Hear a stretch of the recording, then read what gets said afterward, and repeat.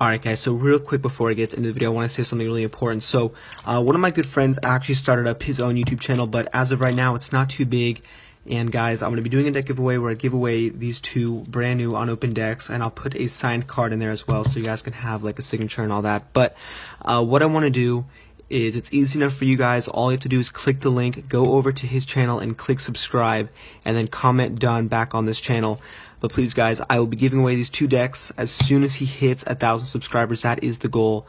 It would mean so much to me and so much to him as well, guys. So make sure, boost up subscribers and all that, and let's see how this goes. So here are the decks, and make sure to click on the subscription. It'll be here and in the description box below. So anyways guys, let's get into 1,000, and here is the video. Alright, so to be honest with you guys, this trick, it only took me like 6 or 7 minutes to figure it out. The second part took me a little bit, but then I think I got it. So go ahead and click on the link on the screen so this way you guys know what I'm talking about. So basically he starts off the trick. It's kind of like a here then there card trick by David Blaine, like a really simple one. So essentially you have two duplicate cards on top of the deck, and then just any random card below it. So what he does is he has these cards cut in the middle. He has a pinky break. He tells somebody to say stop, so they say stop whenever they want, and wherever they say stop, he picks it up from the break just like that, moves it to the top, and then what he has to do is a triple lift because he has this random card below the other duplicate. So he does a triple lift.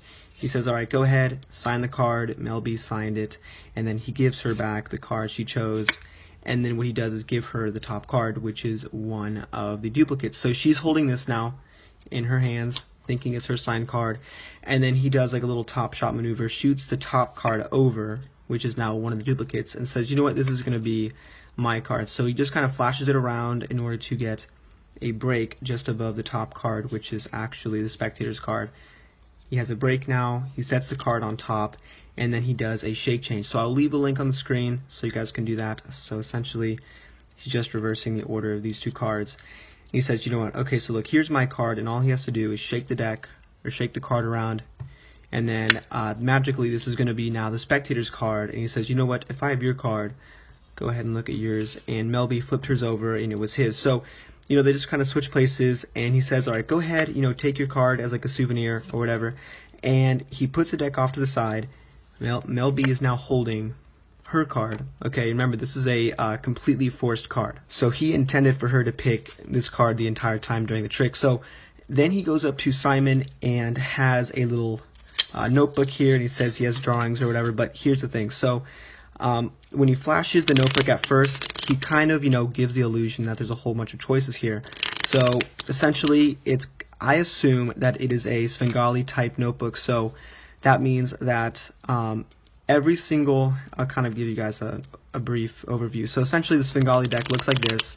It looks like there's a whole bunch of cards in the deck, but then if you reverse it the other way, you guys can see it's all the two of spades. So the way he did this was the soccer ball page, when he told Simon to just pick up the deck wherever, it's a forced page. So essentially he goes, you know what, look, I should have been doing schoolwork, but I've just been doodling. So he shows him like that and says, you know what, go ahead and just pick up whatever page you want. So anywhere Simon would pick up, it is going to be that two of spades or that soccer ball. Anywhere he cuts, it's going to be the soccer ball, as you guys can see. So it's basically, like I said, a forced deck. So what it looks like is every other page in that notebook would have been the soccer ball, but what happens is in the Svengali deck, as you guys can see, the tops of them are actually cut off. So if you look at the borders of the cards, it makes it easier to see. You see how the two of spades is cut a little bit on top. There's less white than a regular card. So that's kind of how the trick works, and every other card would have been that soccer ball. So anywhere, like I said. So he also intended for that card to have the soccer ball inside of it. So it was a forced card all the way from the beginning. Mel B's cards here has a soccer ball inside. Anywhere that Simon Cowell would have picked up the deck from, it would have been that soccer ball. So that is how he did the trick, guys. I hope you guys like it. If you want to see more videos like this, don't forget to subscribe. And as always, guys, thanks for watching.